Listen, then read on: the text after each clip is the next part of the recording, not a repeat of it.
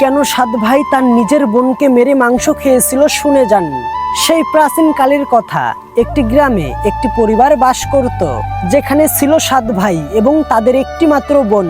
তাদের মা বাবা অল্প বয়সেই মারা যান, তাই তারা নিজেদের কাজ নিজেরাই শিখে নেন।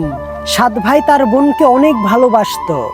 বোনও তার প্রিয় ভাইদের জন্য সবসময় যত্ন নিত। এভাবেই দিন কাটছিল। একদিন সাত ভাই শিকারে গিয়েছিল। সন্ধ্যা হয়ে আসতেছিল, বাড়িতে বোন খাবার তৈরি করতেছিল। শাক কাটতে গিয়ে হঠাৎ করেই তার ছুরির ধারে আঙুল কেটে যায়। রক্ত ঝরতে থাকে। প্রথমে সে ভয় পেয়ে যায়, কিন্তু কিছুক্ষণ পরে সে নিজেকে সামলে নিল। সে ভাবলো ভাইয়েরা জানলে চিন্তায় পড়ে যাবে, তাই ভাবলো এই কথা সে কাউকে বলবে না। রক্ত মুছতে গিয়ে উন্নাতে রক্ত লেগে গেল, কিন্তু ভাবলো ভাইয়েরা যদি লক্ষ্য করে তাহলে বুঝে ফেলবে। অনেক বুঝে শুনে সে তার রক্ত মুছে ফেললো, সেই শাক দিয়ে যে শাক সে রান্না করছিল। সন্ধ্যায় যখন ভাইয়েরা বাড়িতে ফিরল, তখন বোন তাদের জন্য খাবার পরিবেশন করলো। সেই দিনের শাকের স্বাদটা এতটাই বেশি ছিল যে সাত ভাইয়েরা আঙুল চেটে খেতে লাগলো। তারা বলল, বোন, আজকের শাকের স্বাদটা তো অন্যরকম, এরকম স্বাদ তো এর আগে পাইনি। বোন তাদের প্রশংসা শুনে মুচকি হাসলো। সে ভাবলো ভাইয়েরা খুশি, এটাতেই যথেষ্ট।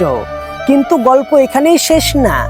পরদিন সকালে যখন তারা আলোচনা করতে লাগলো যে বোন শাকে এমন কি মিশিয়েছিল যে খেতে এত স্বাদ হয়েছিল, তারা ঠিক করলো সন্ধ্যায় বোনের কাছে এর রহস্য জানতে চাইবে।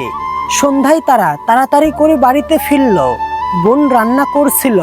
বড় ভাই সামনের দিকে এগিয়ে গিয়ে বলল, বোন, কালকে তুমি শাকে কি মিশিয়েছিলে? এত অসাধারণ স্বাদ কিভাবে হলো? বোন প্রথমে কথা ঘুরাতে লাগলো, কিন্তু বড় ভাইয়ের বারবার জিজ্ঞাসায় সে বলতে লাগলো তার আঙুল কেটে গিয়েছিল আর সেই রক্ত শাকে মিশে গিয়েছিল। এই কথা শুনে ছয় ভাইয়ের চোখের ভাব পাল্টে গেল। সন্ধ্যায় সাত ভাই যখন একসঙ্গে বসেছিল, তখন বড় ভাই বলল, তোমরা ভাবো বোনের রক্তের কয়েক ফোঁটা এত স্বাদ হলে তার মাংস কতটা স্বাদের হবে।